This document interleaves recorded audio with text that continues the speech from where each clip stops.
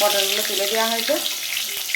আর এখানে এই যে সিদ্ধ হয়ে গেছে লঙ্কাটা আর এটা টমেটোটা, আমি টমেটোর খোলাটা ছাড়িয়ে এই লঙ্কার সঙ্গে দুটো কাঁচা লঙ্কার সঙ্গে দেবো, দিয়ে ভালো করে মিক্সির জারে ঘুরিয়ে নেবো।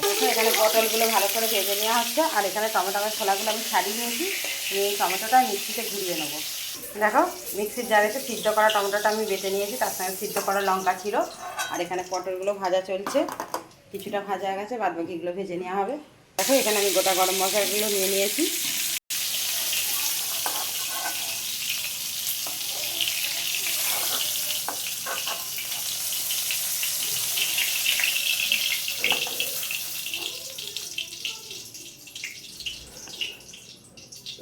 দেখো পটল ভাজার তেলটা একটু কালো হয়ে গেছে, সব ফোড়নগুলো তুলে দেওয়া হচ্ছে।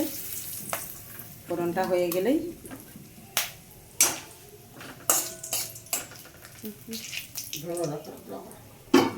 ফোড়ন হয়ে গেছে, দিয়ে দাও।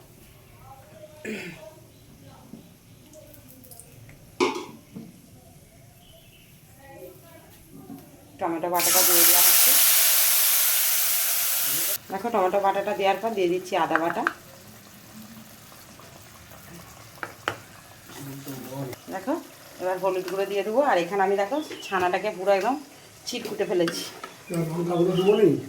লাল লঙ্কার গুঁড়ো, দেখো দিয়ে দেবো কাশ্মীরি লঙ্কার গুঁড়ো, কালার আনার জন্য। যেহেতু লঙ্কা আমার বেটে দেওয়া আছে, লঙ্কা গুঁড়ো দেওয়ার প্রয়োজন নেই, কালারটা সুন্দর রাখার জন্য কাশ্মীরি লঙ্কার গুঁড়ো দিয়ে দিলাম। দিয়ে দেবো জিরে গুঁড়ো, ধনে গুঁড়ো, আর দেবো একটু গোলমরিচের গুঁড়ো। দেখো মশলাটা আমার কষা হয়ে গেছে, এবার আমি পটলগুলো দিয়ে দেবো, দিয়ে মশলার সঙ্গে ভালো করে কষি নেব।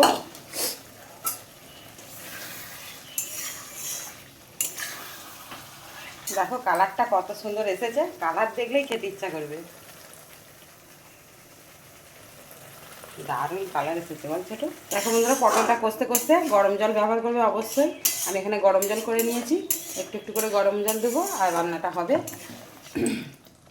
দেখো এবার পনিরগুলো যে গুঁড়ো করে রেখেছিলাম সেগুলো দিয়ে দেওয়া হচ্ছে।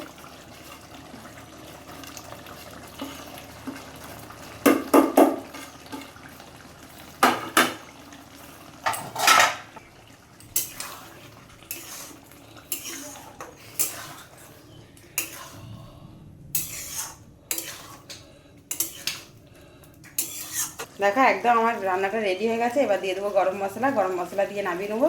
আর ওপর দিয়ে একটু বিরিয়ানি মশলা দেবো। বিরিয়ানি মশলা আমার গুঁড়ো করাই ছিল, এই জন্য বিরিয়ানি মশলা দেবো। গরম মশলাটা একটু দিয়ে দেবো, ব্যাস দারুণ একটা সেন্ট উঠেছে। দেখো বন্ধুরা একদম রেডি হয়ে গেছে আমার রান্নাটা। তোমার দিকে প্রথম থেকে শেষ পর্যন্ত পুরো ভিডিওটা শেয়ার করেছি, তোমরা দেখে নিয়ে অবশ্যই বাড়িতে এইভাবে বানিয়ে খেও। আর কমেন্ট করে জানাবে যে আমার এই রান্নাটা তোমাদের কেমন লেগেছে। অনেক অনেক ধন্যবাদ আমাদের ভিডিওটা দেখার জন্য, আর আমাদের পাশে থাকার জন্য অনেক অনেক ধন্যবাদ।